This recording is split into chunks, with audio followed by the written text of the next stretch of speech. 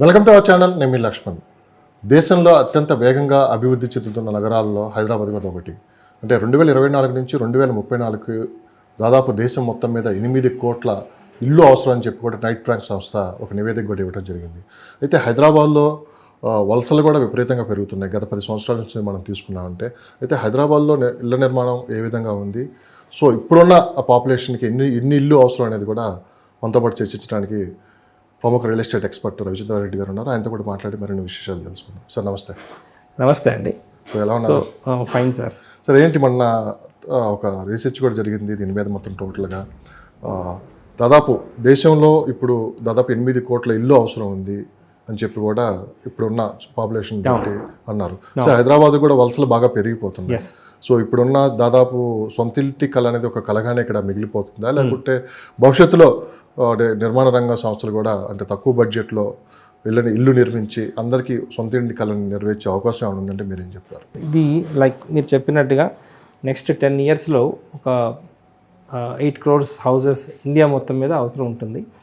So నాకు తెలిసి దీంట్లో 90% ఈ డెవలపింగ్ సిటీస్ ఉంటాయి చూడండి, హైదరాబాద్, బెంగళూరు, ఢిల్లీ, ముంబై, ఇటువంటి సిటీస్లో ఎక్కువగా జనాలు మైగ్రేట్ అవుతారండి.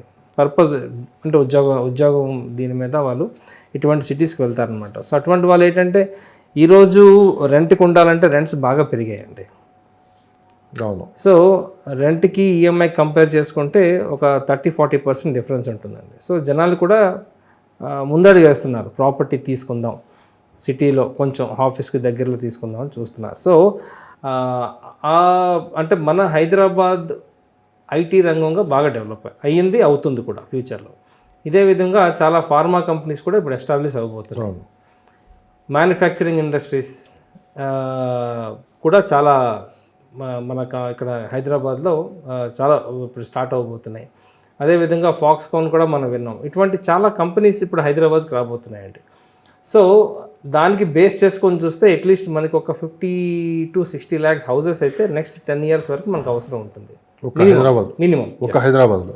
ఒక్క హైదరాబాద్కి. ఎందుకంటే ఇండియాలో ఉన్న టాప్ 10 cities-లో హైదరాబాద్ ఇప్పుడు రియల్ ఎస్టేట్ రంగంలో నెంబర్ 1లో ఉంది. నెంబర్ 1 ఎందుకు ఉందంటే ఇక్కడ జనాలు ఎక్కువగా మైగ్రేట్ అవుతున్నారు. సో జనాలు మైగ్రేట్ అవుతున్నారంటే ఓకే, ఇప్పుడు సపోజ్ నేను ఎగ్జాంపుల్ నాదే తీసుకున్నాను. నేను ఈరోజు హైదరాబాద్కి వచ్చాను, నాకు కొత్తగా జాబ్ వచ్చింది. సో ఒక 2 years 3 years నేనేం చేస్తానంటే ఎక్కడో రెంట్కి ఎక్కడో ఉండి ఐ విల్ అంటే కొంత అమౌంట్ నేను సేవ్ చేసుకుంటాను. సో నెక్స్ట్ నా స్టెప్ ఏంటంటే ఇల్లు. ప్రతి ఒక్కరికి ఇల్లు అనేది ఒక కళ. సో అందరు ప్రతి ఒక్కరు నాకు తెలిసి 95% పీపుల్ ఇల్లు కొందామనే చూస్తారు, దానికి మనీ కూడా కూడబెడతారు. సో అదేంటంటే వాళ్ళకి అపార్ట్మెంటా విల్లా అనేది వాళ్ళ స్టాండర్డ్స్ ప్రకారంగా వాళ్ళు డిసైడ్ అయ్యి వాళ్ళు ఇన్వెస్ట్ చేసుకొని ఇల్లు తీసుకుంటారండి. సో మీకు ఆల్రెడీ చెప్పాను, ఈఎంఐకి రెంట్కి హార్డ్లీ ఒక 30-40% డిఫరెన్స్ ఉంది. So even 50 lakh rupees 2 BHK house కూడా ఒక 20,000 rupees 25,000 rupees రెంట్ వస్తుందండి ఈరోజు. సో అంటే రెంటల్ బాగా పెరిగిందండి, రెంటల్ ఇన్కమ్ బాగా పెరిగింది. ఎస్. సో అది 25,000-30,000 రెంట్ ఇచ్చే కన్నా ఒక 40,000 rupees ఈఎంఐ కట్టడం బెటర్ అని జనాలు ముందడిగేసి ప్రాపర్టీస్ తీసుకుంటున్నారండి. సో ఇది కూడా ఒక రీజన్. సో కమింగ్ నెక్స్ట్ 10 yearsలో నాకు తెలిసి ఇంకొక 25 to 30 lakh కొత్త జాబ్స్ మన హైదరాబాద్లో రాబోతున్నాయండి. ఇంకా మోర్ ఐఎమ్ టాకింగ్, చాలా తక్కువ చెప్తున్నాను, నెంబర్స్ చాలా తక్కువ అండి. ఇంకా చాలా జాబ్ ఆపర్చునిటీస్ రాబోతున్నాయి. సో ఆ విధంగా చూస్తే అట్లీస్ట్ ఒక 60 lakh ఇల్లులు అయితే మినిమం మనకి ఆ 8 lakhలో మన కాంట్రిబ్యూషన్ బై డిఫాల్ట్ 60 lakhs అయితే ఉంటుంది మినిమం. మేబీ ఇంకా పెరిగే ఛాన్సెస్ ఉన్నాయండి. అంటే వలసలు కూడా దాదాపు ఇప్పుడు 40% ఉంది, రాబోయే 10 ఏళ్లలో దాదాపు అది 50% పెరిగే అవకాశం ఉంది. గ్రామీణ ప్రాంతాల నుంచి మొత్తం పట్టణాల వైపు చూస్తున్నారు, ఎస్పెషల్లీ హైదరాబాద్ వైపు చూస్తున్నారు. సో మరి ఇది దాదాపు నిర్మాణ సంస్థలు అంటే ఏంటంటే ఎక్కువ ఆదాయం వచ్చేవాళ్ళని దృష్టిలో పెట్టుకొని నిర్మాణ సంస్థలు వాళ్ళు ఆ ప్రాజెక్టులు చేస్తున్నారు. అంటే తక్కువ బడ్జెట్ తోటి తక్కువ ఇన్కమ్ వచ్చే వాళ్ళని దృష్టిలో పెట్టుకుని అయితే చాలా తక్కువ మంది నిర్మాణాలు చేయబడుతున్నారు, అంటే లో బడ్జెట్లో.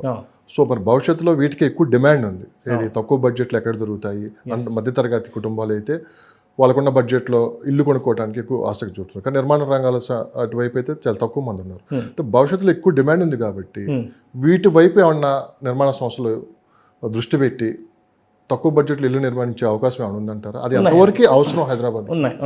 ఇప్పుడు ఒకప్పుడు మన సిటీలో కొంచెం 5,000 రూపీస్కి పర్ ఎస్ఎఫ్టీ ఫ్లాట్స్ దొరికేవండి. బట్ ఈరోజు పరిస్థితి లేదు. అది అంటే కొంచెం మంచి లొకేషన్స్లో 7,000 to 8,000 రూపీస్, ఈవెన్ నియోపాలిస్ లాంటి ఏరియాలో అయితే వాళ్ళ 11,000 రూపీస్ పర్ స్క్వేర్ ఫీట్ ఉందండి. సో ఒక మిడిల్ క్లాస్ ఒక పర్సన్ ఎఫర్ట్ చేయలేని పరిస్థితి. సో అటువంటి వాళ్ళకి అంటే ఆల్రెడీ ఇంకా చాలా ప్రాజెక్ట్స్ ఉన్నాయండి. I'm not talking about gated community high rise projects అనే కాకుండా చాలా అపార్ట్మెంట్ ప్రాజెక్ట్స్ కూడా అవుతున్నాయి. కొంచెం నాట్ అవుట్స్కట్స్ సిటీ, మన ఓవరాల్ లోపలే కొన్ని లొకేషన్స్, బాజ్పల్లి కానీ ఇట్లా పటాన్చెరు ఇలాంటి లొకేషన్స్లో మనకి బడ్జెట్లో ప్రాపర్టీస్ వచ్చేస్తున్నాయండి. వచ్చేస్తున్నాయంటే 50 lakhsలో 2 BHK ఈజీగా మనకు దొరికేస్తున్నాయి. సో ఫ్యూచర్లో కూడా మార్కెట్ అదేనండి. మిడ్ సెగ్మెంట్కి బేస్ చేసి ఎవరు ప్రాజెక్ట్స్ చేస్తారో వాళ్ళకి ఈజీ సెల్లింగ్ ఉంటుందండి. ఎందుకంటే ఒక 2 bedroom ₹1,00,00,000 అమ్మడం చాలా కష్టం. బట్ అదే 2 bedroom ఇప్పుడు చూడండి, బేసిక్గా ఈ పెద్ద పెద్ద కంపెనీస్ ఏం చేస్తారంటే, పేరు నేను చెప్పకూడదు, సో 2 bedroom 1,400-1,500 SFT ఇస్తున్నారండి. 2 bedroomకి 1,400-1,500 SFT అవసరం లేదండి. ఒక మిడ్ సెగ్మెంట్ పీపుల్కి, పర్సన్కి 2 bedroom ఒక 1,100 SFT కూడా సరిపోతుంది ఈరోజు. కానీ ఒక మధ్యలో డిస్టర్బ్ చేస్తాను సారీ. పర్లేదు. సిటీలో ఈ మధ్యకాలంలో అంటే ఒకప్పుడు ఒక ఫ్యామిలీ ఒక సింగిల్ బెడ్రూమ్లో ఉండేవాళ్ళు కదా. ఆదాయ వనరులు పెరిగిన తర్వాత డబుల్ బెడ్రూమ్ మారారు. అదే కుటుంబం డబుల్ బెడ్రూమ్ కూడా సరిపోక ట్రిపుల్ బెడ్రూమ్కి మారిపోయారు. కానీ రీసెంట్గా మనం చూసామంటే 4 bedroom అని చెప్పి దాదాపు 2,000 SFTలో కూడా వాళ్ళు ఉండడానికి కూడా ప్లేస్ సరిపోవట్లేదు. అంటే ఆదాయ వనరులు పెరిగాయా, లేకపోతే లగ్జరీ లైఫ్కి అలవాటు పడ్డారా? ఇటువైపు ప్రయాణం జరుగుతుందంటే ఏం చెప్తారు? దీన్ని దృష్టిలో పెట్టుకుని మీరు ఒకప్పుడు అన్నప్పుడు అప్పుడు వైఫ్ అండ్ హస్బెండ్, పిల్లలు చిన్నవాళ్ళు, పిల్లలు పెద్ద అయిన తర్వాత వాళ్ళకి ప్రైవసీ కావాలి కాబట్టి వాళ్ళకి కూడా సపరేట్ రూమ్స్ కావాలి. సో ఈరోజు ఒకప్పుడు ఏంటంటే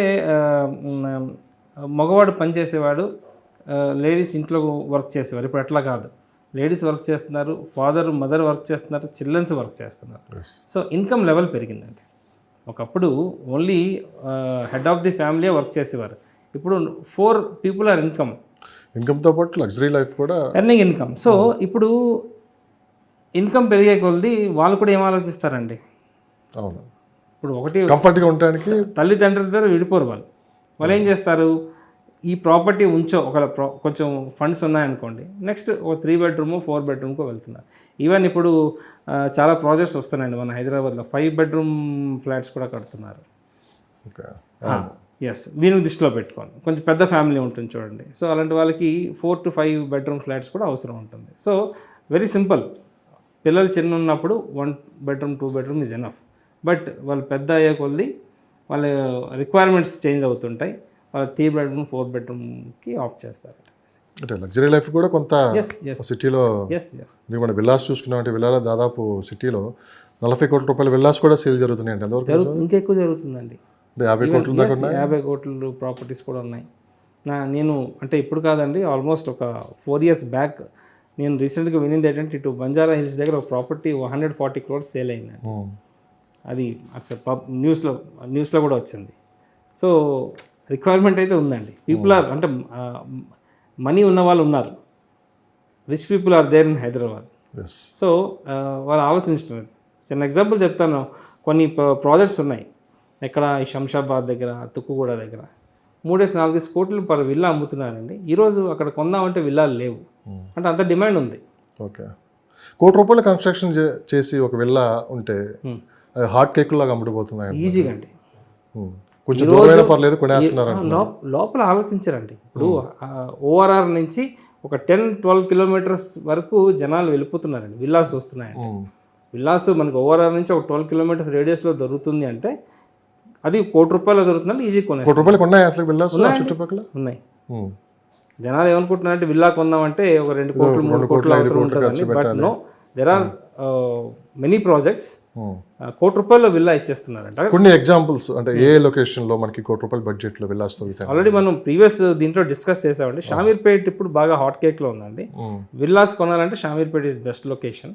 ఓకే, ఎందుకంటే చాలా ఎందుకంటే ఈరోజు ల్యాండ్ కాస్ట్ తక్కువ ఉంది కాబట్టి అక్కడ కొంచెం విల్లా మనకి ₹1,00,00,000 వచ్చేస్తుందండి.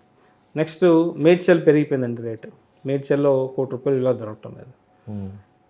ఇటు డుండిగల్ ఎగ్జిట్ 5 దగ్గర కూడా మనకి చాలా ప్రాజెక్ట్స్ వస్తున్నాయండి.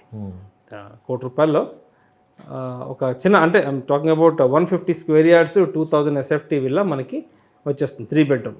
Okay, 3 bedroom, even 3 bedroom come home థియేటర్తో పాటు విల్లాస్ వచ్చేస్తాయి. హోమ్ థియేటర్ కూడా హోమ్ థియేటర్తో దట్ ₹1,00,00,000. ఎస్ సార్, హైదరాబాదు ఎక్కువ విస్తీర్ణం ఉంది మనకి, మిగతా ప్రాంతాలతో పోల్చుకుంటే ఎక్కువ ప్లేస్ ఉందని చెప్పి అంటున్నారు.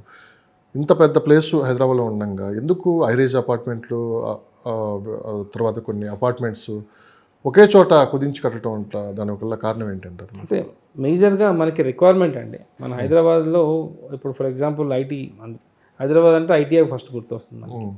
ఐటీ ఎంప్లాయీస్ ఏం ఆలోచిస్తారంటే ఆఫీస్కి ఒక 10 కిలోమీటర్ రేడియస్లో కావాలనుకుంటారు.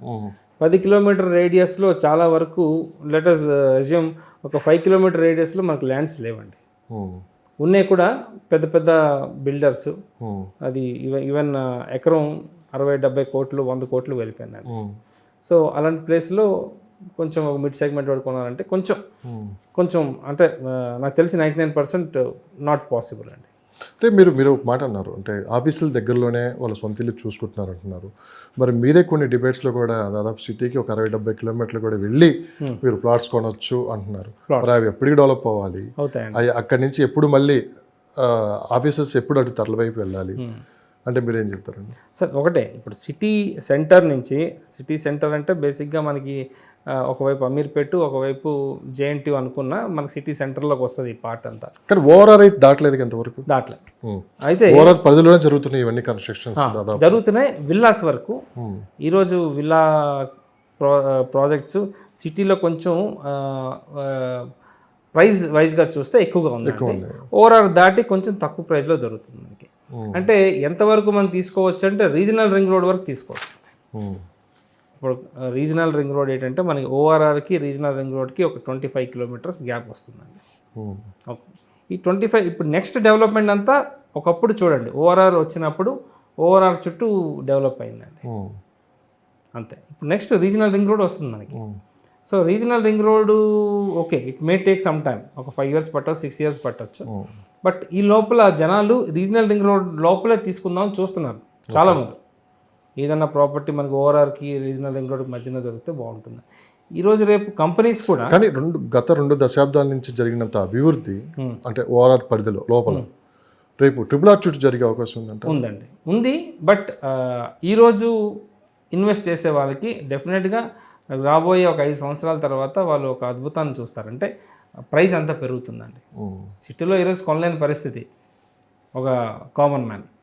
సో అటువంటి వాళ్ళు రీజనల్ రింగ్ రోడ్ లోపల ఇన్వెస్ట్ చేస్తే ఫ్యూచర్ బాగుంటుందండి. ఎందుకంటే మీరు చూడండి కంపెనీస్ కూడా మనకి రీజనల్ రింగ్ రోడ్ దగ్గర వస్తున్నాయి. ఫ్యూచర్ రాబోయే డెవలప్మెంట్స్ అంటే ఇండస్ట్రియల్ డెవలప్మెంట్స్ కానీ ఈ ఐటీ హబ్స్ కూడా కొత్తగా ఇప్పుడు ఫార్మా హబ్స్ కూడా ఒక 5 villages అనుకున్నాం మనం, ఫార్మా విలేజెస్ కొత్త గవర్నమెంట్ అనౌన్స్ చేసింది. రీజనల్ రింగ్ రోడ్కి దగ్గరలో వాళ్ళు ల్యాండ్స్ అలోకేట్ చేస్తున్నారండి. సో అవి కూడా బాగా డెవలప్ అవబోతున్నాయి. సార్, ఇప్పుడున్న సిటీని మనం చూస్తూనే ఉన్నాం. సిటీ ఏ విధంగా ఎక్స్పాండ్ అయింది, తర్వాత city old city new city అని చెప్పి 2 విధాలుగా కనపడుతుంది. అంటే గవర్నమెంట్ కూడా ఏం ఆలోచిస్తుందంటే భవిష్యత్తుని దృష్టిలో పెట్టుకొని అంటే కొన్ని ఏరియాని క్లస్టర్స్గా డివైడ్ చేసేసి గ్రీన్ సిటీస్గా డెవలప్ చేస్తామన్నారు. సో అలా చేయటం వల్ల ఎంతవరకు ఫలితాలు? గ్రీన్ సిటీస్ చూడండి, బేసిక్గా గ్రీన్ సిటీస్ అంటే ఇండస్ట్రీస్కి కొంచెం దూరంగా ఉన్న లొకేషన్స్. దగ్గరలో అంటే ఒక 10 kilometers రేడియస్లో మనకి ఎటువంటి ఇండస్ట్రియల్ డెవలప్మెంట్స్ రావు, పొల్యూషన్ అనేది ఉండదు. ప్రాబబ్లీ కొంచెం ఫారెస్ట్ జోన్కి దగ్గరలో ఉంటాయి అన్నమాట. సో ఇటువంటి లొకేషన్స్ ఏంటంటే పొల్యూషన్ వైజ్గా అంటే నాట్ 100% పొల్యూషన్ ఉండదు, చాలా ఒక 80% పొల్యూషన్ తగ్గుతుందండి. జనాలు ఉండడానికి ఇట్స్ ఎ గుడ్ లొకేషన్ అని చెప్పగలను. గ్రీన్ అంటే ఆల్మోస్ట్ మీకు తెలిసిందే, ఇన్ఫ్రాస్ట్రక్చర్ అంటే రెసిడెన్షియల్ వస్తాయి, జోన్స్ వస్తాయి, కానీ మరి మనం అనుకున్నంత హై రేజెస్ రావు. లివేబుల్ కండిషన్లో ఉన్న లొకేషన్స్ అండి, గ్రీన్ జోన్స్. ఎస్ సార్, ఒకప్పుడు మనం పల్లెటూరు నుంచి వచ్చారా, మీరు మరి ఎక్కడి నుంచి వచ్చారో తెలియదు. ఒకప్పుడు మన ప్రాంతాన్ని వదిలిపెట్టి రావడానికి చాలా కొంచెం ఎస్ ఇబ్బందిగా ఉండేది. తర్వాత ఉద్యోగరీత్యా అవసరాల రీత్యా మనం వేరే ప్రాంతానికి మారాము. సో అక్కడి నుంచి ఇక్కడికి వచ్చిన తర్వాత కూడా, ఫర్ ఎగ్జాంపుల్ కోకట్పల్లి అనుకున్నాం. సో బాగా అక్కడ అలవాటు పడిపోతాం. ఒక 10 years అక్కడ ఉండి అక్కడ అందరూ ఫ్రెండ్స్ కావచ్చు, పిల్లల చదువుకు స్కూల్స్ కావచ్చు, అక్కడే మనకి ఒక సొంత ఊరులాగా అయిపోతుంది. కానీ ఈ మధ్యకాలంలో చాలామంది ఏంటంటే అలా ఆలోచించకుండా సిటీకి ఎంత దూరమైనా వెళ్ళి ఉండడానికి ఎక్కువ మక్కువ చూపుతున్నారు అంటున్నారు. ఎంతవరకు నిజం? ఆ కల్చర్ మారటానికి గల కారణం ఏంటి? అది అంటే కోవిడ్ కూడా ఒక రీజన్ అని చెప్పగలనండి. కోవిడ్ కూడా ఎందుకంటే కోవిడ్ ఎటువంటి వాళ్ళు ఎఫెక్ట్ అయ్యారంటే, బాగా క్రౌడ్ ఉన్న ప్లేస్లో కోవిడ్ ఎఫెక్ట్ అయిందండి. మనం కొన్ని విలేజెస్ అసలు 0 కోవిడ్తో ఉన్నాయండి. దాని రీజన్ ఏంటండి? పబ్లిక్ తక్కువ ఉంటారు, అక్కడ పాపులేషన్ తక్కువ ఉంటుంది, ప్లస్ వాళ్ళు ముందే అలర్ట్ అయిపోతారు అనమాట. ఇటువంటి ఏవైనా వైరసెస్ వస్తే ముందే అలర్ట్ అవుతారు. సో అది కూడా ఒక రీజన్ అని చెప్పొచ్చు. బట్ చాలా కంపెనీస్ ఏంటంటే 50% work from office, 50% work from home అని కూడా వాళ్ళు అనౌన్స్ చేశారు. చాలా వరకు ఆఫీసెస్ ఆల్మోస్ట్ మంత్లీ 25 days వాళ్ళు work from home, 1 day office ఉంటుందండి. సో అటువంటి వాళ్ళు ఏంటంటే కొంచెం సిటీకి దూరమైన వెళ్ళడానికి ప్రిఫర్ చేస్తున్నారు. ఎస్, ఎందుకంటే వాళ్ళకి ఫస్ట్ థింగ్ ఏంటంటే వాళ్ళకి ప్రైస్ తక్కువలోకి వస్తుంది, ప్లస్ సెక్యూర్ వైజ్గా బాగుంటుంది. దూరం అయితే ఆలోచించట్లేదు. సో ఎక్కడ బెస్ట్ మనకున్న బడ్జెట్లో ఎక్కడ బెస్ట్ ప్రైస్కి ల్యాండ్ కానీ లేకుంటే అపార్ట్మెంట్ కానీ ఏదో వస్తుందో అక్కడ వాళ్ళు ఇన్వెస్ట్ చేస్తున్నారు. సో అక్కడికి వెళ్ళి అక్కడి నుంచి వాళ్ళ జాబ్స్ కావచ్చు, లేకుంటే వాళ్ళ కార్యకలాపాలు చేయడం. అక్కడ ఇంకొకటి ఏంటంటే ప్లస్ పాయింట్, కొంచెం పెద్ద ల్యాండ్ వస్తుందండి. ఓకే, కొంచెం దూరం వెళ్తే, ఒక 40 kilometers దూరం వెళ్తే మనం ఎంత ఇన్వెస్ట్ చేద్దాం అనుకుంటున్నాం, అదే ఇన్వెస్ట్ చేస్తే కొంచెం పెద్ద ల్యాండ్ వస్తుంది మనకి. సో ఒక 25% కన్స్ట్రక్ట్ చేస్తూ, ఒక 75% open garden, vegetables, mini farming అంటారు వీటికి. ఇంట్లో కూడా మనం యాక్చువల్లీ కాయగూరలు గట్రా పండించవచ్చు. సో అలా కూడా చాలా మంది చేస్తున్నారండి. సో హైదరాబాద్లో నిర్మాణ రంగ సంస్థలు ఏ విధంగా ఇప్పుడు డెవలప్మెంట్ చేస్తున్నాయి? కోవిడ్ తర్వాత నిర్మాణ రంగం ఏ విధంగా ఉందంటే ఏం చెప్తారు? సరే, ఇప్పుడు కోవిడ్ తర్వాత హానెస్ట్గా ఇన్వెస్ట్మెంట్స్ పెరిగాయండి. కోవిడ్ తర్వాత జనాలు సేవ్ చేయడం మొదలుపెట్టారు. సో నాకు తెలిసి ఈరోజు 80% ఆఫ్ సేవింగ్స్ అంతా దీంట్లో ఇన్వెస్ట్ చేస్తున్నారు, రియల్ ఎస్టేట్లో ఇన్వెస్ట్ చేస్తున్నారు. ఎందుకంటే రిటర్న్స్ ఎక్కువ వస్తాయి కాబట్టి. యావరేజ్గా ఒక 15% అనేది మనం చెప్పలేము, ఇన్ఫినిటీ. సంవత్సరంలో డబుల్ అయ్యే ఛాన్సెస్ కూడా ఉన్నాయండి కొన్ని properties. So this is the right time to invest in real estate. So అందరూ ఏం చేస్తున్నారంటే ఎక్కువగా రియల్ ఎస్టేట్లోనే ఇన్వెస్ట్ చేస్తున్నారండి. సో ఇప్పుడు మీరు చూడండి, కొన్ని లొకేషన్స్ ఉన్నాయి, హైరేజ్ కడుతున్నారు. అంటే నాట్ సిటీ సెంటర్ అని కాదు, కొంచెం ఓవరాల్ దగ్గరలో. హైరేజ్ డిమాండ్ పెరుగుతుందే, డిమాండ్ పెంచుతున్నారంటే? అంటే ఒకటి సార్, ఈ హైరేజ్ ప్రాజెక్ట్స్ ఏంటంటే లగ్జరీ ఎక్కువ ఉంటుంది. అవును, అంటే ఎమ్యూనిటీస్, దాంట్లో club house, swimming pool. Demand దగ్గర కన్స్ట్రక్షన్ జరుగుతుందా, లేకపోతే కన్స్ట్రక్షన్ ముందే జరిగిన తర్వాత? లేదు, ఇది ఒక డౌట్ అయితే ఉంది. ఇప్పుడు చూడండి, కొనేవాళ్ళు లేకుండా ప్రాపర్టీ కన్స్ట్రక్ట్ చేసి లాభం లేదు, దాంట్లో లాసే వస్తుంది వాళ్ళకి. ఓకే. సో రిక్వైర్మెంట్ ఉంది, మన హైదరాబాద్లో రిక్వైర్మెంట్ అయితే డెఫినెట్గా ఉందండి. ఇప్పుడు కొన్ని ప్రాజెక్ట్స్ నేను అంటే పేరు చెప్పకూడదు, మియాపూర్లో ఒక ప్రాపర్టీ ప్రాజెక్ట్ చూశానండి. అది హైరేజ్ 40 story బిల్డింగ్ కడుతున్నారు. ఈరోజు అక్కడ ఫ్లాట్ కొందామంటే ఫ్లాట్స్ లేవండి. అంటే డిమాండ్ ఉన్నదండి. అంటే ఏదో కన్స్ట్రక్ట్ చేసి అమ్ముకోలేక బాధపడుతున్నారని స్టేజ్లో అయితే సిచ్యువేషన్లో లేదండి. కానీ ఎంతవరకు సేఫ్ సార్ ఈ హైరేజ్ బిల్డింగ్స్లో ఉండటం వల్ల? ఇప్పుడు టెక్నాలజీ మారుతుంటుందండి. మీరు హైరేజ్ వెళ్ళే కొద్ది ఇప్పుడు 5 story బిల్డింగ్కి ఒక టెక్నాలజీ ఉంటుంది. హైరేజ్ అంటే అబౌట్ 10 story, 15, 20, 30, 40 story బిల్డింగ్స్కి ఏంటంటే ఈ మైవెన్ టెక్నాలజీ అనే కాన్సెప్ట్తో కడుతున్నారు. మైవెన్ టెక్నాలజీ అంటే ఈవెన్ వాల్స్ కూడా కాంక్రీట్ వాల్స్ వస్తున్నాయండి. స్లాబ్ ఎట్లా స్ట్రాంగ్ ఉంటుంది. ఇప్పుడు చూడండి, పాత ఇల్లులు స్లాబ్ మాత్రం దిట్టంగా ఉంటుంది, కానీ గోడలు పాడైపోవడం, క్రాక్స్ రావడం జరుగుతుంది. ఎందుకంటే ఆ బ్రిక్స్తో కన్స్ట్రక్ట్ చేస్తారు. ఇప్పుడు అదే కాంక్రీట్తో వాల్స్ కూడా కట్టారనుకోండి, ఫ్యూచర్లో అటువంటి క్రాక్స్ రావు, దాని లైఫ్ ఎక్కువ ఉంటుంది. లైఫ్ ఎంత ఎక్కువ ఉంటుందంటే ఒకవేళ దానికి ఒక కెమికల్ ఫార్ములా ఉంటుందండి దీనిది, కాంక్రీట్ది. అది కానీ పర్ఫెక్ట్గా ఇస్తే 30-40 years ఎక్స్ట్రా వస్తుందండి property value. Yes. So again depends upon the projects. అంటే కొన్ని కంపెనీస్ ఏంటంటే బ్రాండ్ పోకూడదు, మంచి క్వాలిటీ ఇవ్వాలి, ప్రైస్ ఎక్కువ పెడతారు. ఇప్పుడు కొన్ని టాప్ 5 కంపెనీస్ మన హైదరాబాద్లో అక్కడ తీసుకుంటే నార్మల్ మార్కెట్ ప్రైస్ కన్నా ఒక 20-30% ఎక్స్ట్రా ఉంటుందండి ప్రైస్. ఓకే, కానీ క్వాలిటీ ఉంటుంది. క్వాలిటీ ఉంటుంది. సో సిటీలో చాలామందికి ల్యాండ్స్ ఉన్నాయి. కొంతమంది ఆ ల్యాండ్స్ని డెవలప్మెంట్కి ఇస్తున్నారు, మరి కొంతమంది ఆ ల్యాండ్స్ని అమ్మాలా డెవలప్మెంట్కి ఇవ్వాలని ఒక కన్ఫ్యూజన్లో ఉన్నారు. సో దీని గురించి చాలామంది మాకు కామెంట్స్ రూపంలో అడుగుతున్నారు. సో దీన్ని ఎలా ముందుకెళ్ళాలి, కన్స్ట్రక్షన్కి మనం డెవలప్మెంట్కి ఇవ్వచ్చా, లేకుంటే ల్యాండ్ అమ్ముకోవటం, లేకుంటే ఓన్ కన్స్ట్రక్షన్ అందులో స్టార్ట్ చేసి మనం అద్దెలకి ఇచ్చుకోవచ్చా అని చెప్పి చాలామంది అడుగుతున్నారు. సుదీర్ఘంగా దీని గురించి ఏమైనా మీరు చెప్పగలరు?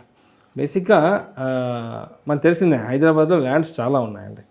అంటే ఇప్పుడు ఒక 20-30 ఇయర్స్ బ్యాక్ ఇన్వెస్ట్ చేశారు ల్యాండ్స్ మీద.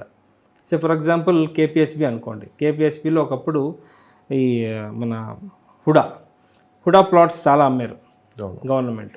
అంటే 500 గజాలు, 1000 గజాలు, 1500 గజాలు అట్లా జనాలు కొనేసి ఉంచారండి. అయితే బేసిక్గా వీళ్ళు ఏంటంటే రాంగ్ పర్సన్కి డెవలప్మెంట్ ఇచ్చి ప్రాజెక్ట్స్ ఆగిపోయే స్టేజ్లో చాలా ఉన్నాయి. ఇది కాకుండా ఇక్కడ ఇన్వెస్ట్ చేసి ఎక్కడో somewhere out of Hyderabad, maybe ఇటు ఆంధ్ర కానీ ఇటు అయితే మైగ్రేట్ అయిపోయారు. హైదరాబాద్ నుంచి ఎప్పుడో లాంగ్ బ్యాక్ ఈ గవర్నమెంట్ జాబ్స్లో వర్క్ చేసే వాళ్ళు ఉంటారు, బ్యాంక్స్లో వర్క్ చేసే వాళ్ళు ఉంటారు. వాళ్ళు మైగ్రేట్ అయిపోయి ఉంటారు. సో వాళ్ళు they can't take decision, overnight వచ్చి డెవలప్మెంట్కి చేరుకోలేరు. So choosing a right builder అనేది కూడా చూసుకోవాలి. చాలా వరకు జనాల దగ్గర 2 acres 3 acres ల్యాండ్స్ మంచి మంచి లొకేషన్స్లో ఉన్నాయండి. ఐ హావ్ సీన్ గోపన్పల్లి లాంటి ఏరియాలో కొన్ని 100 ఎకరాలు ఉన్నాయండి. Gopanpally financial district, west part. ఇప్పుడు విప్రో phase 2 ఉంది. ఆ చుట్టూ ల్యాండ్స్ చాలా ఉన్నాయండి. పెద్ద పెద్ద కన్స్ట్రక్షన్స్ వస్తున్నాయి. కొన్ని ల్యాండ్స్ అంటే ఓనర్స్ ల్యాండ్స్ ఉన్నాయని తెలుసు కానీ ఎక్కడ ఉందో తెలియదండి. వాళ్ళ ఫాదర్స్ ఇన్వెస్టర్స్ వదిలేశారు. అలాంటి ల్యాండ్స్ కూడా చాలా ఉన్నాయండి. సో వాళ్ళు కూడా సొల్యూషన్ ఉంది. If they have proper documents we can easily identify the property. So అక్కడ ఎటువంటి డెవలప్మెంట్ చేయవచ్చు అంటే విల్లా కట్టొచ్చా, లేకపోతే హై రైజ్ అపార్ట్మెంట్స్ కట్టొచ్చా, లేకపోతే 5 storeyed బిల్డింగ్ కట్టొచ్చా, అంటే నార్మల్ చిన్న అపార్ట్మెంట్స్ కట్టొచ్చా అనేది we can give them advice. అంటే అటువంటి కొనే వాళ్ళకి మనం అడ్వైజ్ ఇస్తాం డెఫినెట్గా.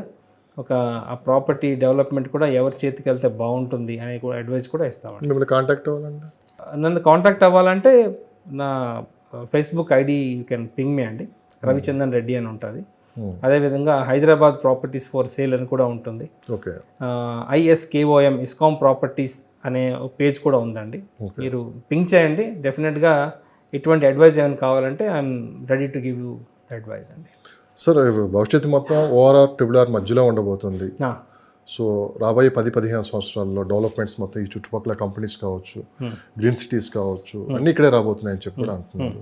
సో టాప్ 10 లొకేషన్స్ ఇప్పుడున్న పొజిషన్లో 2024కి ఇదే టాప్ 10 లొకేషన్ 2034కి ఎలా ఉంటాయి డెవలప్మెంట్స్ జరిగితే?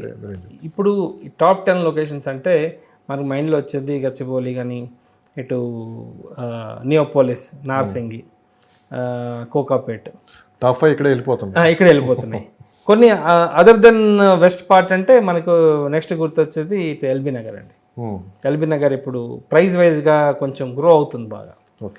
పెద్ద పెద్ద ప్రాజెక్ట్స్ వస్తున్నాయి అక్కడ, హై రేజెస్ వస్తున్నాయి. అగైన్ ఉప్పల్, నాగోల్ ఇవి నెక్స్ట్ అండి. నెక్స్ట్ వెస్ట్ పార్ట్ అంటే మనకి ఉప్పల్లు, నాగోలు, ఇటు ఎల్బీ నగర్ ఈ ఏరియాస్ బాగా డెవలప్ అవుతున్నాయండి. అగైన్ అది కాదంటే ఇటు మనకి ఎగ్జిట్ 14 తుక్కుగూడ వైపు కూడా మనకి చాలా ప్రాజెక్ట్స్, హై రైజ్ ప్రాజెక్ట్స్ వస్తున్నాయి. ఎందుకు LB Nagar, Uppal side invest చేయాలంటే మీరు ఏం చెప్పారు? అసలు ఎందుకు ఇన్వెస్ట్ చేయాలి? ఇన్వెస్ట్ చేస్తే మరి సౌత్కి వెళ్ళి ఉన్నంత రిటర్న్స్ ఇటు ఉంటాయి అంటే ఇన్వెస్టర్? ఇప్పుడు చూడండి, let us assume IT employee అనుకోండి. అక్కడ ఆల్రెడీ పుట్టి పెరిగిన వాళ్ళు అటు ఉప్పల్, నాగోల్ వైపు వాళ్ళు ఎక్కువగా ప్రిఫర్ చేసేది అటే. నేను ఉప్పల్లో చిన్నప్పటి నుంచి పెరిగాడు, 30 years అక్కడే ఉన్నాడు. సడన్గా కొండాపూర్ వచ్చేమంటే రాడాయన, ఎందుకంటే ఆ ఏరియాలో అలవాటు అనమాట. ఇది కాకుండా ఉప్పల్, నాగోలు, ఎల్బీ నగర్ లాంటి ఏరియాస్లో మెట్రో ఫెసిలిటీ ఉందండి. సో ఇప్పుడు హైటెక్ సిటీ రావాలంటే హార్డ్లీ ఒక 40 minutes అంతే, నాట్ మోర్ దెన్ దట్. ఎందుకంటే రెగ్యులర్గా నేను మెట్రోలో ట్రావెల్ చేస్తాను కాబట్టి మీరు ఈవెన్ ఎల్బీ నగర్ నుంచి వెళ్ళినా మీకు 40 minutes పడుతుంది. అవును. ఇటు నాగోల్ నుంచి వెళ్ళినా మీకు 40 minutes పడుతుంది. So 40 minutes is not a big, I mean ఇప్పుడు చిన్న ఎగ్జాంపుల్ చెప్తాను. ఇటు ఒకటి కేపీహెచ్బి నుంచి హైటెక్ సిటీ రావాలంటే 45 minutes పడుతుందండి. మెట్రో ఫెసిలిటీ లేదు, ఓవర్ రోడే రావాలి, ఆ ట్రాఫిక్, దానికన్నా ఇది బెటర్ కదండి. అంటే భవిష్యత్తులో మెట్రో విస్తరణ ఎంతవరకు అవసరం అనే దానికి మీరు చెప్పిన ఒక చిన్న ఎగ్జాంపుల్ ఇది. ఎస్, విస్తరణ చేపట్టే అవకాశం ఉందా? ఉంది. ఆల్రెడీ ప్రీవియస్ గవర్నమెంట్ ఆల్రెడీ కొన్ని లొకేషన్స్ ఐడెంటిఫై చేశారండి. ఇటు రుద్రారం సంగారెడ్డి అని, అటు ఎగ్జిట్ 14 నుంచి అప్ టు కొత్తూరు వరకు అని, ఇటు షాద్నగర్, నాట్ షాద్నగర్, బెంగళూరు హైవే వైపు. సో ఇట్లా కొన్ని లొకేషన్స్ ఆల్రెడీ భవిష్యత్తులో చేవెళ్ళ వరకు మెట్రో అవసరం ఉందని చెప్పి అంటున్నారు. ఎంతవరకు నిజమే? ఉందండి. ఎందుకంటే మీకు ఆల్రెడీ మనం ఇందాక డిస్కస్ చేసాం, RRR వరకు డెవలప్మెంట్స్ వస్తుందండి. RRR వరకు గవర్నమెంట్ డెఫినెట్గా మెట్రోని ఎక్స్పాండ్ చేస్తుందండి, ఫర్ ష్యూర్. ఎందుకంటే రిక్వైర్మెంట్ ఉంది. ఈరోజు ఒక మీరు చెప్పినట్టుగా చేవెళ్ళ నుంచి సిటీ సెంటర్కి రావాలంటే చాలా దూరం అండి. ఫ్యూచర్లో ట్రాఫిక్ బాగా పెరిగిపోతుంది. జనాలు అంటే ఇల్లు కొనే కొలది ట్రాఫిక్, జనాలు పెరుగుతారు, మూమెంట్, వెహికల్ మూమెంట్స్ ఎక్కువ ఉంటాయి, ట్రాఫిక్ పెరుగుతుంది. So metro is the best means of transport అండి. ట్రాఫిక్స్తో సంబంధం లేకుండా ఆన్ టైం వచ్చే ట్రాన్స్పోర్ట్ స్టేషన్ అంటే మెట్రో ఒకటేనండి. సో శంకరపల్లి, వికారాబాద్ మొత్తం ఏరియా మొత్తం ఎందుకు ఇంత డిమాండ్ పెరగడానికి కారణం ఏంటి? శంకరపల్లి అనేది మనకి ఇటు ఐటీ జోన్ దగ్గరలో ఉందండి. ఒకటి వికారాబాద్ కూడా బాగా అనిపిస్తుంది. ఎస్, మీకు వికారాబాద్ అంటే ఇటు మంచిర్యాల నుంచి మనం వెళ్తాం కాబట్టి అటువైపు ఒకప్పుడు ఇప్పుడు కూడా ట్రిపుల్ జీవోస్ ఉన్నాయండి. చాలా ల్యాండ్స్, ఓపెన్ స్పేసెస్ ఎక్కువ ఉన్నాయి. ప్లస్ కొన్ని ఇండస్ట్రియల్ సజ్జెస్ అక్కడ వచ్చాయండి వికారాబాద్ దగ్గర. నాకు తెలిసి చందన్ వ్యాలీ అని ఆల్రెడీ చాలా కంపెనీస్ ఉన్నాయి. ఇది కాకుండా వికారాబాద్లో ఈరోజు అఫోర్డబుల్ ప్రాపర్టీస్ దొరుకుతున్నాయండి ఈరోజు. Affordable properties. So plus pollution వైజ్గా చూస్తే ఈకో ఫ్రెండ్లీ లొకేషన్ అని చెప్పగలనండి. ఎస్, ఒక మంచి ప్రాపర్టీని కానీ, ఒక మంచి ఏజెంట్ని కానీ, ఒక మంచి బిల్డర్ని కానీ గుర్తించటం వల్ల బేసిక్గా ఈ మూడిట్లో ఎక్కడ మోసపోతాం? అందరూ మాట్లాడి డబ్బు సంపాదిస్తారండి, అంతే. నేను అంతే. కానీ ఈరోజు మార్కెట్ ఏమంటుందంటే, గవర్నమెంట్ ఏమంటుందంటే, వెన్ యువర్ అంటే రియల్ ఎస్టేట్లో మనం పర్చేస్ చేసినా లేదా ఒక ఏజెంట్ త్రూగా వెళ్ళినా కూడా let us confirm that whether ఆ ఏజెంట్ కూడా రేరా సర్టిఫైడ్ ఏజెంటా కాదా, బిల్డరు ప్రాపర్టీ కూడా రేరా రిజిస్టర్ అయి ఉందా లేదా అనేది చూస్తే మనకు సేఫ్ సైడ్ అండి.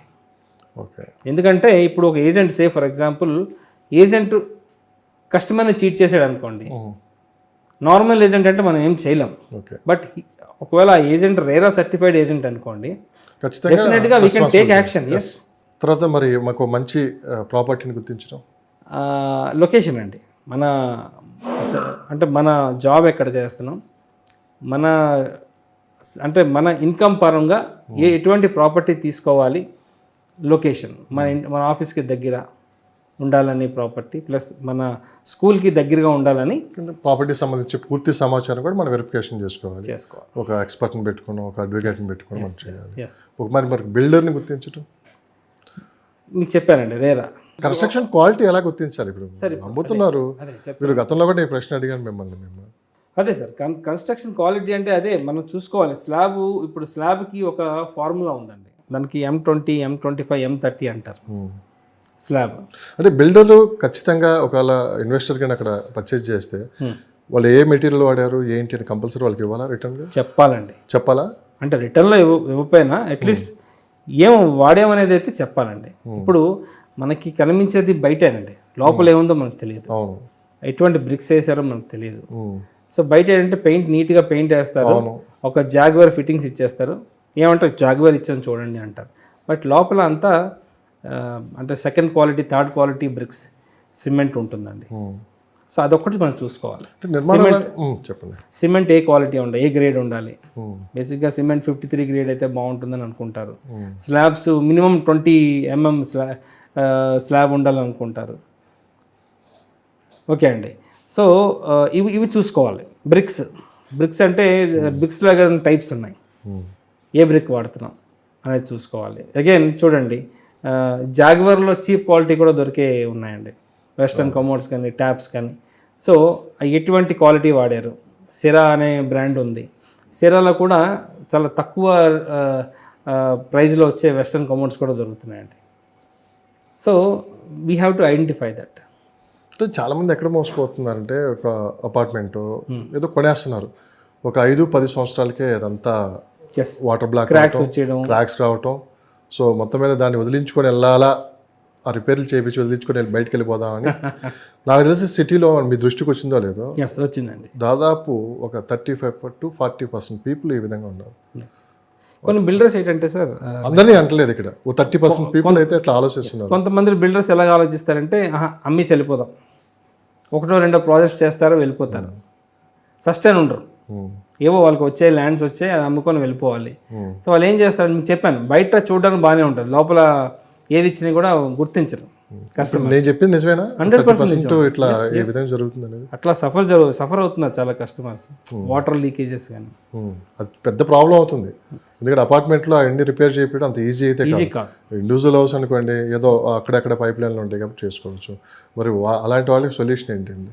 సొల్యూషన్ అంటే మనం చూసుకోవడమేనండి. మనం first before buying a property అసలు ఈ స్టాండర్డ్స్లో ఉందా లేదా అనేది మనం చూసుకోవాలి. ఆ స్టాండర్డ్స్ ఉన్నది అంటే కొంతమంది ఉన్నారండి, టెక్నికల్ ఎక్స్పర్ట్స్ ఉంటారు, దే కెన్ ఈజీలీ గెస్. ఆ వాల్ చూసి వాళ్ళు ఇచ్చే ఆ పైప్ లైన్స్ ఉంటాయి చూసారా, కొంతమంది ఇచ్చేస్తారు ఏదో, బట్ వాళ్ళకి తెలియదు. ఇప్పుడు చిన్న ఎగ్జాంపుల్ చెప్తాను, మనకి వాష్ బేసిన్స్ ఉంటాయి, వాష్ బేసిన్స్ చాలా ఆడ్ స్మెల్స్ వస్తాయి. అవును, ప్రాపర్ పైప్ లైన్ ప్రాపర్గా లేకపోతే అదొక ప్రాబ్లం వస్తుందండి, అది తెలుసుకోవాలి. సో చూస్తున్నాం మనం బెంగళూరులో వాటర్ ప్రాబ్లం ఏ విధంగా ఉందో. సో హైదరాబాద్ రియల్ ఎస్టేట్ శరవేగంగా అభివృద్ధి చెందుతుంది. భవిష్యత్తులో మరి నీటి అవసరాలు ఏ విధంగా ఉంటాయి, సిటీ తగ్గట్లు మరి నీటి సరఫరా జరుగుతుందా, వాటర్ సమస్యలు ఏమైనా వచ్చే అవకాశం ఉందా? సమస్యలు ప్రస్తుతానికైతే ఉన్నాయండి. హానెస్ట్లీ మనం ఈ ఎండాకాలం 2 months మనకి కొంచెం వాటర్ ప్రాబ్లం అయితే ఉంటుందండి. బట్ ఇప్పుడు మన ప్రీవియస్ గవర్నమెంట్ ఏంటంటే మిషన్ భగీరథ అని ఆ మిషన్తో చాలా వరకు వాటర్ ప్రాబ్లమ్ని క్లియర్ చేశారండి. చిన్న ఎగ్జాంపుల్ చెప్తాను మీకు. ఒకప్పుడు నిజాంపేట లాంటి ఏరియా, ప్రగతి నగర్ లాంటి ఏరియాస్లో వాటర్ అనేది లేదు, బోర్ అసలు వచ్చేది కాదండి. ప్రతి ఆల్టర్నేటివ్ ట్యాంకర్స్ తెచ్చుకొని వేయించుకునేవారండి. సో ఈరోజు ఆ పరిస్థితి లేదు. మిషన్ భగీరథ లాంటి అతి పెద్ద ప్రాజెక్ట్ తీసుకుని రావటం వల్ల హైదరాబాద్కి ఎంత ప్లస్ అయిందని మీరు ఏం చెప్తారు? అంటే నాకు తెలిసి 80% పీపుల్ ఆర్ వెరీ హ్యాపీ అండి. వాటర్ సమస్య నుంచి బయటపడ్డారు. ఎస్ దాంట్లో ఇప్పుడు నేను కూడా ఉన్న లొకేషన్లో కొంచెం మనకి అండర్ గ్రౌండ్ వాటర్ తక్కువే. నేను ఉండేది కేపీహెచ్పి అండి. సో కొంచెం ఈ సమ్మర్ వెకేషన్స్ 2-3 months మీద మేము ఇబ్బంది అయితే పడుతున్నామండి. బట్ అప్పటికి ఇప్పటికి కంపేర్ చేస్తే మిషన్ భగీరథ వచ్చిన తర్వాత yes we're getting every alternative. మనకి మున్సిపల్ వాటర్ వస్తుందండి, మంజీరా వాటర్ వస్తుంది.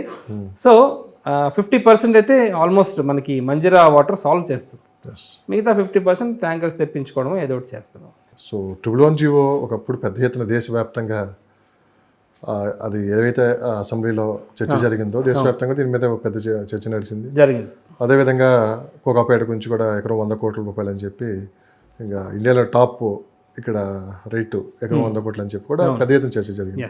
ఈ రెండు ఇప్పుడు సైలెంట్ అయ్యి. ఎస్, కోకాపేటలో ఏం జరుగుతుంది, 111 జీవోల విషయంలో కాంగ్రెస్ గవర్నమెంట్ ఏం చేయబోతుందంటే, ఒకటేంటంటే అప్పుడు గవర్నమెంట్ ఆప్షన్ వేసినప్పుడు బాగా హల్లా అయిందండి.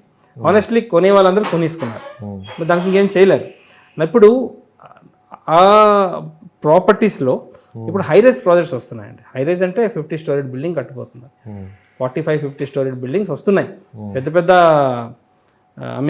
బిల్డర్స్, పేరున్న బిల్డర్స్ కొన్నారు అక్కడ. కానీ ఇప్పుడు ఒక చిన్న సామెత రూపంలో పులిని చూసి నక్క వాత పెట్టుకోవటం అనేది మీరు విన్నారా? సో అలాంటి ఏమైనా జరిగాయా ఆ ప్రాంతంలో? సో ఎకరం 100 కోట్ల రూపాయలు ఇప్పుడు అంటే నేను కంపెనీ పేర్లు వద్దులేండి. కొంతమంది ఏంటంటే విల్లాస్ మీద ఎక్కువగా కాన్సన్ట్రేట్ ఉన్న బిల్డర్స్ కూడా కొనేశారు. ఎక్కువగా వాళ్ళకి విల్లాస్ మీద వాళ్ళకి ఎక్స్పీరియన్స్ బాగా ఉంది. 5 story బిల్డింగ్స్ మీద ఎక్కువగా వాళ్ళకి ఎక్స్పీరియన్స్ ఉంది. సో సడన్గా 50 story బిల్డింగ్ అంటే అఫ్కోర్స్ ఈరోజు రేపు మనకి people are available, okay. Technical staff are available, experts are available. We can hire the experts, technical staff and మనం ఈజీగా కన్స్ట్రక్ట్ చేయవచ్చు అండి. బట్ అటువంటి వాళ్ళు కూడా కొన్నారు. అది థ్రెట్ అయితే కాదండి, it's not a threat for them. But వాళ్ళు ఏంటంటే కొంచెం ముందుకు వెళ్ళి వాళ్ళు ఈ లేటెస్ట్ టెక్నాలజీస్ని ఇంప్లిమెంట్ చేస్తూ వాళ్ళు కన్స్ట్రక్ట్ చేయాలండి. సో నార్త్ జోన్ ఎలా ఉంది సార్ ఇప్పుడు? నార్త్ జోన్, నార్త్ జోన్ అంటే మనకి మ్యాక్సిమం గుర్తొచ్చేది ఇటు మేడ్చల్లు, సామీర్పేట, ఈ లొకేషన్స్ ఎక్కువ గుర్తొస్తాయండి.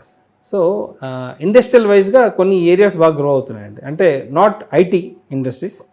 ఇప్పుడు సే ఫర్ ఎగ్జాంపుల్ మేడ్చల్కి అతి దగ్గరలో డుండిగల్ ఉందండి.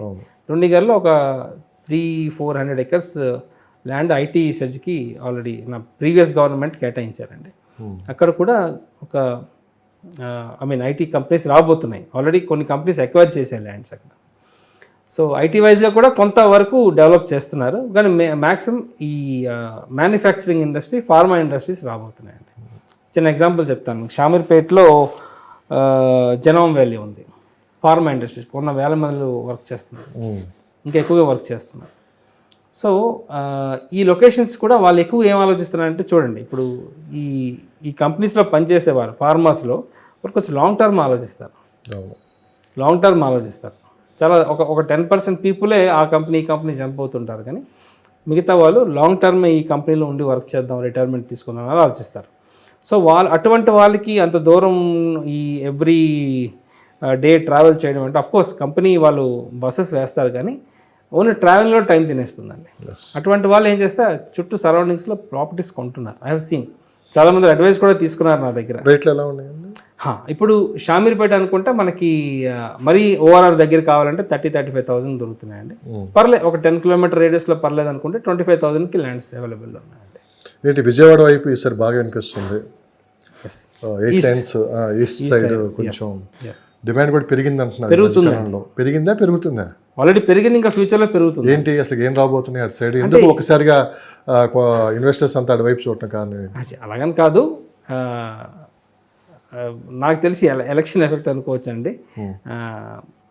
ఇప్పుడు డెవలప్మెంట్స్ ఎక్కువగా ఇప్పుడు గవర్నమెంట్ కూడా మనకి ఈస్ట్ వైపు ఎక్కువ దృష్టి పెట్టమంటున్నారు. ఎందుకంటే ఫ్యూచర్లో ఎలక్షన్లు అయిపోయాయి, రిజల్ట్ వచ్చింది, కొత్త గవర్నమెంట్ వచ్చేసింది. సో మీరు ఎలక్షన్ పెట్టండి, ఎలక్షన్ ముందు ఎలక్షన్ తర్వాత అనుకోవచ్చు. కొత్త గవర్నమెంట్ వచ్చిన తర్వాత కొంత విజయవాడ వైపు ఎక్కువ మంది ఈస్ట్ వైపు కొంచెం ఇన్వెస్ట్మెంట్స్ చేయమంటున్నారు government.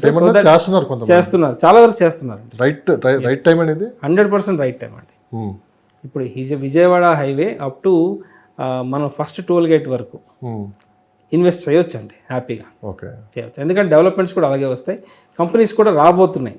Government has identified some properties ఇక్కడ మ్యానుఫ్యాక్చరింగ్, ఫార్మా వైజ్గా, మ్యానుఫ్యాక్చరింగ్ యూనిట్ వైజ్గా డెవలప్ చేయబోతున్నారు. సాగర్ హైవే డిమాండ్ ఎలా ఉంది? సాగర్ హైవే డిమాండ్ అని అనుకుంటే న్యూట్రల్గా ఉందండి. నేను చూస్తున్న 7-8 ఇయర్స్ నుంచి అదే న్యూట్రల్గా ఉందండి. గ్రోత్ కూడా యావరేజ్గా 10% గ్రోత్ అయితే వస్తుంది. ఇప్పుడు నాకు తెలిసి ఈ 5 లొకేషన్స్లో సాగర్ హైవే కూడా ఒకటి ఉండొచ్చు అని నేను అనుకుంటున్నాను. Pharma village, that to green pharma అండి. అంటే నాట్ పొల్యూటెడ్ ఫార్మా ఇండస్ట్రీస్ కాదండి, నాన్ పొల్యూటెడ్ ఫార్మా ఇండస్ట్రీస్ రాబోతున్నాయి. సో సాగర్ హైవే కూడా గవర్నమెంట్ హ్యాస్ ఐడెంటిఫైడ్ అని నాకు వచ్చిన న్యూస్, బట్ నాట్ కన్ఫర్మ్. చిన్న ఎగ్జాంపుల్, అమరావతి రాజధానిగా రాబోతుందని చెప్పి విచ్చలవిడిగా అక్కడ పెట్టుబడులు పెట్టారు. తర్వాత పరిస్థితులు ఏ విధంగా మారిపోయో మనం చూసాం. అదేవిధంగా శ్రీశైలం హైవేలో కూడా 19,000 ఎకరాల్లో ఫార్మా సిటీ రాబోతుందని చెప్పి కూడా, సో ఫ్యూచర్ మొత్తం అటే ఉందని చెప్పి చాలామంది అక్కడ ఇన్వెస్ట్ చేశారు. సో కొత్త గవర్నమెంట్ వచ్చిన తర్వాత దాని మీద ఒక నిర్ణయం తీసుకోవటం, అంటే ఫార్మా విలేజెస్గా డెవలప్ చేస్తామని చెప్పి కూడా, అంటే దాన్ని డివైడ్ చేస్తామని చెప్పి కూడా అంటాం. సో అటువైపు ఇన్వెస్ట్ చేసే వాళ్ళు కొంత ఇప్పుడు ఆలోచన దూరంలో పడ్డారు. ఇప్పటికి ఇన్వెస్ట్ చేసిన వాళ్ళ పరిస్థితి ఏంటి అంటే, ఆ భూములు అలానే రేట్లు అయితే తగ్గలేదు, ఇంతవరకు అయితే రేట్లు ఆ ఏరియాలో తగ్గలేదు.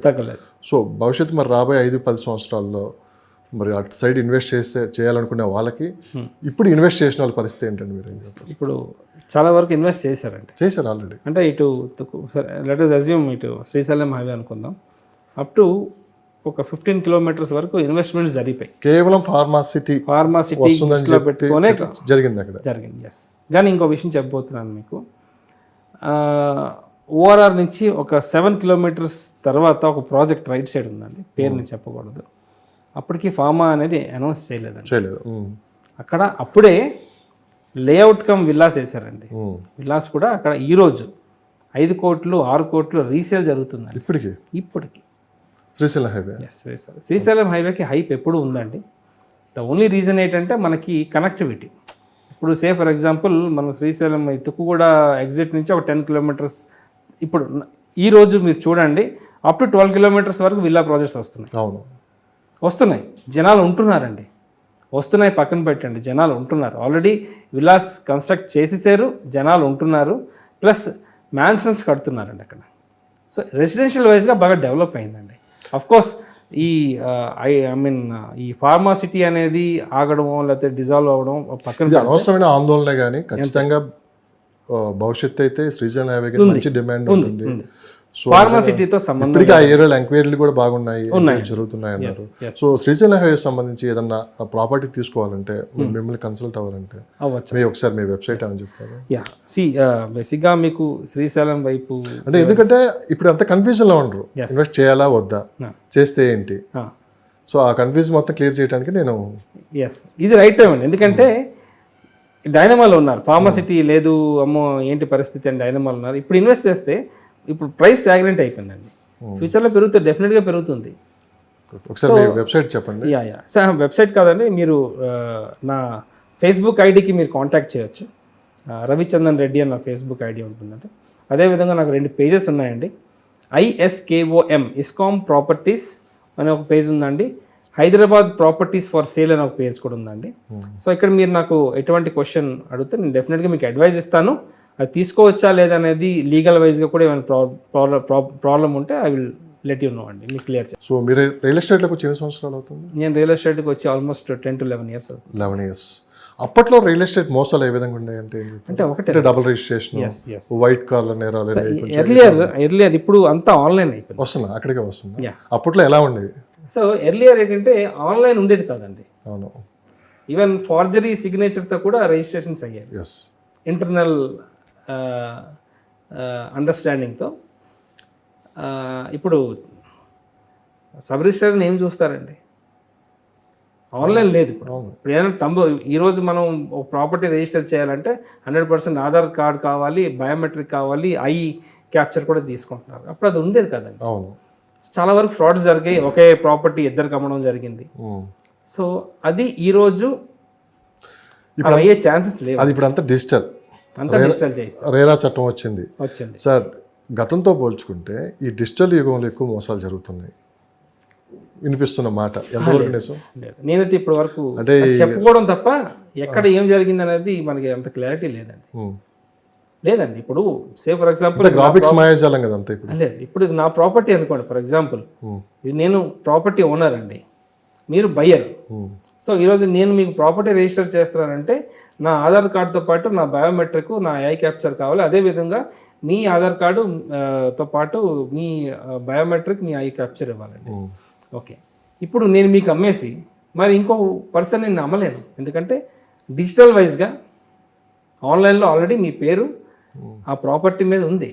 ఈరోజు మళ్ళీ నేను సర్వే చేయించేసి చేయడం అనేది ఛాన్స్ లేదండి. ఒకప్పుడు జరిగే, కానీ రేరా చట్టం వచ్చిన తర్వాత కూడా ఫ్రీలాన్స్ ఆఫర్స్ ఎలా నడుస్తున్నాయంటే చేయవలసిన వాళ్ళు చేస్తున్నారండి, చేయవలసిన వాళ్ళు చేస్తున్నారు, కొనవలసిన కొంటున్నారు, మోసపోయే వాళ్ళు మోసపోతున్నారు. మోసపోయాలని మీరు అన్నారు. బేసిక్గా ఈ మధ్యకాలంలో మనం కొన్ని సందర్భాలు చూసాం. ఒకే చోట ఇన్వెస్ట్ చేయటం, మోసపోవటం, కంప్లైంట్ ఇవ్వటం, రోడ్డు మీద పడటం, గొడవలు చేయటం. సార్ ముందుగా ఎవరైనా ఏ వ్యక్తి అయినా రియల్ ఎస్టేట్లో మోసపోతే ముందు ఎవరిని ఆందోళన పడకుండా ఎవరిని కన్సల్ట్ అవ్వాలి? ఫస్ట్ అయితే రేరాకే కన్సల్ట్ అవ్వాలండి. బట్ నా క్లారిటీ ఈరోజు తీసుకుందాం. నా సజెషన్ ఏంటంటే మీరు ఏ ప్రాపర్టీ కొంటున్నారు, ఫర్ ఎగ్జాంపుల్ ప్రీ లాంచ్ అందరూ చేస్తున్నారండి, చాలా వరకు 50% ప్రీ లాంచ్లో అమ్ముతున్నారు. మనం గమనించవలసింది, ఓకే మనకి కెపాసిటీ ఉంది, మనం కొనాలి అనుకుంటే that is your own risk. Government అయితే కొనొద్దు అంటుంది, రేరా చట్టం అయితే కొనొద్దు అంటుంది. బట్ స్టిల్ మీరు కొందాం అనుకుంటున్నారు, ఎందుకంటే you have sufficient funds. Pre లాంచ్లో కొంటే నాకు ఒక 40% తక్కువకి వస్తుంది అని ఉద్దేశంతో మీరు ఇన్వెస్ట్ చేయబోతున్నారు. దానివల్ల మోసపోతున్నారు, కానీ చాలా వరకు బెనిఫిట్ కూడా పొందారండి. అందరూ మోసం చేస్తారని మనం చెప్పండి. ఒకప్పుడు బాచ్పల్లిలో చాలా ప్రాజెక్ట్స్ ప్రీ లాంచ్లో అమ్మారండి. ఎస్ఎఫ్టీ 2800, 2800 per ఎస్ఎఫ్టీ అమ్మారండి. ఏది హై రైజ్ బిల్డింగ్స్. ఈరోజు అదే హైరైజ్ బిల్డింగ్స్ 7,000 రూపాయలకి అమ్ముతున్నారు. సో కొనేవాళ్ళు బెనిఫిట్ పొందారండి. ఎస్. అదేవిధంగా కొన్ని కంపెనీస్ నేను పేరు చెప్పకూడదు, ఈరోజు వాళ్ళు జైల్లో ఉన్నారండి. 2,000, 2,200 ఇక్కడ మదీనాగూడ అనే ఏరియాలో 2,000 రూపాయలకి అమ్మారండి ఎస్ఎఫ్టీ. కన్స్ట్రక్షన్ కాస్టే 2,500, 2,000కి ఎలాగ అమ్ముతారండి? సో పబ్లిక్ అండ్ నేను నా పర్సనల్గా చూశానండి. అసలు ఏంటి పరిస్థితి అని వెళ్ళి చూస్తే లైన్ నిల్చున్నారండి చెక్స్ పట్టుకొని. వాళ్ళు ఆఫర్ పెట్టారనమాట. ఫస్ట్ 300 ఫ్లాట్లకే ఈ ప్రైజ్, దాని తర్వాత 200 పెంచేస్తామని. ఎక్కడ మేము 300 మిస్ అయిపోతాము అనుకొని ఆ 200 గురించి చూడండి, 2,000 రూపాయలు కొన్నారండి ఎస్ఎఫ్టీ. ఈరోజు వాళ్ళ పరిస్థితి ఏంటండి? చాలామంది ఇప్పటికీ ఈ ఆఫర్స్ నమ్మి ఇన్వెస్ట్ చేస్తున్నారు. అంటే ఒక 2-3 కోట్లు ప్రాపర్టీ కొనే ముందు కేవలం 5,000, 10,000 వాళ్ళు ఇచ్చే గిఫ్ట్లో ఒక 1 గ్రామ్ 2 గ్రామ్ గోల్డ్ కోసమో, లేదంటే ఒక 100 రూపాయలు 200 తక్కువ వస్తుందని చెప్పి ఇప్పటికీ ఇంత జరుగుతున్నా కానీ తెలిసి కూడా ఇన్వెస్ట్ చేస్తున్నారు. సో అది ఎంతవరకు సేఫ్ సైడ్? ఇన్ఫ్లుయెన్స్ అండి, ఇన్ఫ్లుయెన్స్. కేవలం 2-3 కోట్లు ఇన్వెస్ట్ చేసే ముందు కేవలం 10,000 రూపాయల కోసం ఆశపడతారా? ఎస్. అది ఇప్పుడు నేను ఐఎమ్ ఇన్ఫ్లుయెన్సర్, నేను మీకు అమ్ముతున్నాను. సో నేను మీకు ఇన్ఫ్లుయెన్స్ ఇండైరెక్ట్గా నేను మీకు ఎప్రటైజ్ చేస్తున్నాను. అంటే ఫియర్ ఆఫ్ లాస్ అంటారు చూసారా సార్. మీరు కొనపోతే మీకు iPhone 15 మిస్ అయిపోతున్నారండి. మీరు ఈరోజు ఇన్వెస్ట్ చేయండి సార్. బేసిక్గా చూడండి, ఒక ప్రాపర్టీ 50 లక్షలు అండి. ఒక 50 లక్షల ప్రాపర్టీ కొనాలి. కంపెనీ ఏం చేస్తారంటే కొనే కస్టమర్కి iPhone 15 ఇస్తానంటారు. మొదటి 10 మందికి అని చెప్పి. అంటే వెరీ సింపుల్ అండి. ఆ iPhone 15 కూడా ఆ 50 లక్షల్లో యాడ్ చేసి వాళ్ళు 50 లక్షలకు అమ్ముతున్నారండి. అంటే మనం తెలుసుకోవాల్సిన విషయం. అయితే ఈ ఇన్ఫ్లుయెన్సర్స్ ఉంటారు. ఇప్పుడు ఫర్ ఎగ్జాంపుల్ మీరు నా కజిన్ అనుకోండి, మీరు నా మాట వింటారు.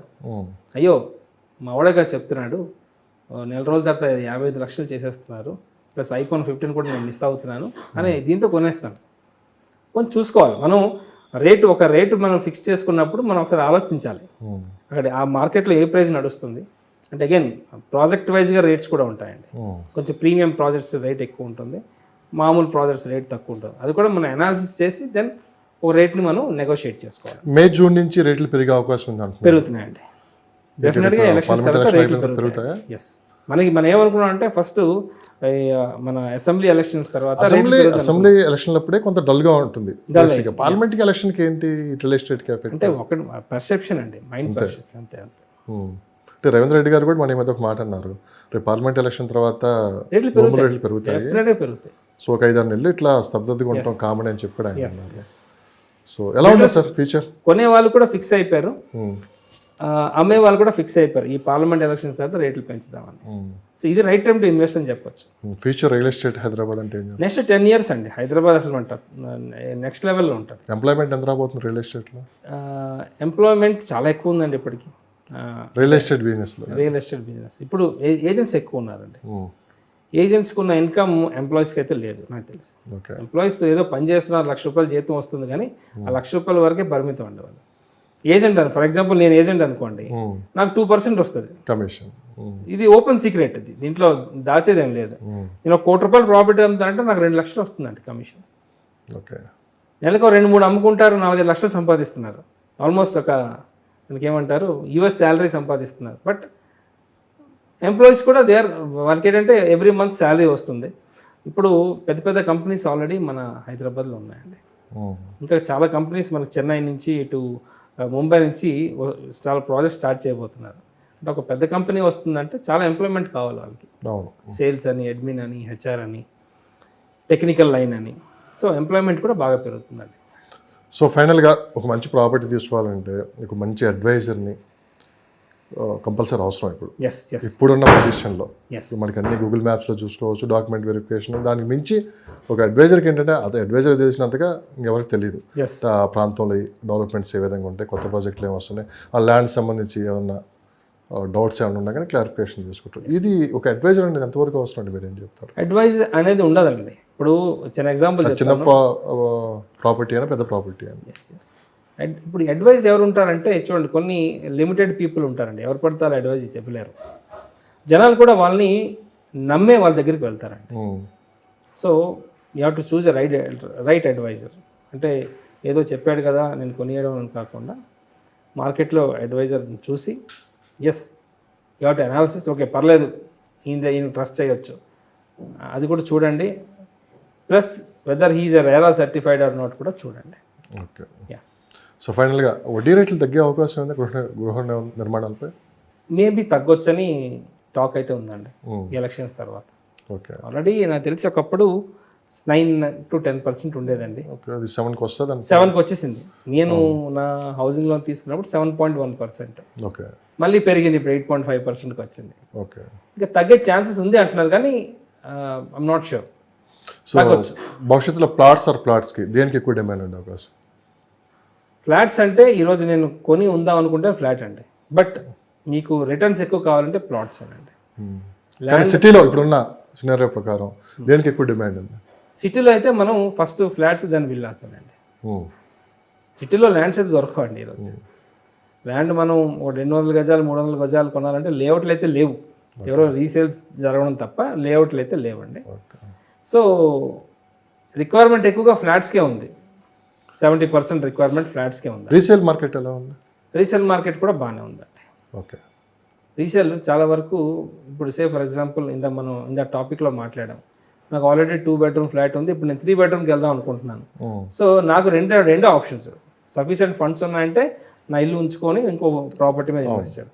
బట్ మ్యాక్సిమం మోర్ దెన్ 70-80% ఏంటంటే ఉన్న ప్రాపర్టీని అమ్ముకొని వేరే ప్రాపర్టీ కొంటారు. యా, సో అది రీసేల్ కింద వస్తుంది. అటువంటి ప్రాపర్టీస్ ట్రాన్సాక్షన్స్ చాలా జరుగుతున్నాయండి. థ్యాంక్ యూ సార్ రవిచంద్ర గారు. మరొక ఎపిసోడ్తో మళ్ళీ కలుద్దాం. ధన్యవాదాలు. నమస్తే.